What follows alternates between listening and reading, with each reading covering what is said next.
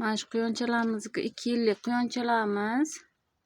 1 yoshi, mana endi aprel kelsa, mana shu 1 yoshini to'ldirib, Xudo xohlasa ikkinchi nimaga ketadi.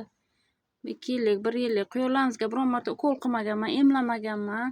Yozga ham emlamaganman quyonchalarimizni.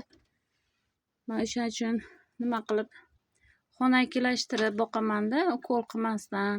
Shu boricha yodlik suv vitaminlaridan shunday qilib boqaman.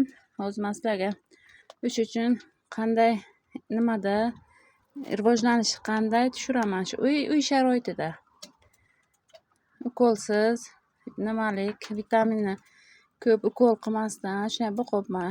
Shamollatmay ish qilib, yaxshi parvarish qilib o'shanga ana shu mayda quyonchalarimizdan bitta sizlarga tushirib ko'rsataman. O'lchab ko'rsataman. Mana quyonchamizni olib o'lchamiz. Mana katta ona quyonni. Mana necha kilo chiqadi mana shu. Xudo xohlasa barakat ichida endi joy darajasiga boqqanimizda qancha kilo bo'lgan bor.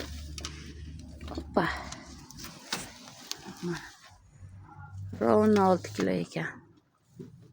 Mana ko'rdingizlarmi? Uy sharoitida, uy sharoitida boqilgan quyonchamiz. Ishonmasalar ochib ko'rsataman. O'zg'ondagi quyon. Hozir endi babichkani o'lchaymiz. Mana babichkani o'lchaymiz. Hoppa. Hoppa. Qani 4 kilo. Rovna 4 kilo ekan. Mana endi 40 kunlik quyonchalarimizni o'lchaymiz. Shular. Hoppa. Bular onasidan ajratilmagan quyonchalar, oq quyonchalar. Mana 1 kilo. 40 kunlik quyonchalar 1 kilo ekan. Bosmam.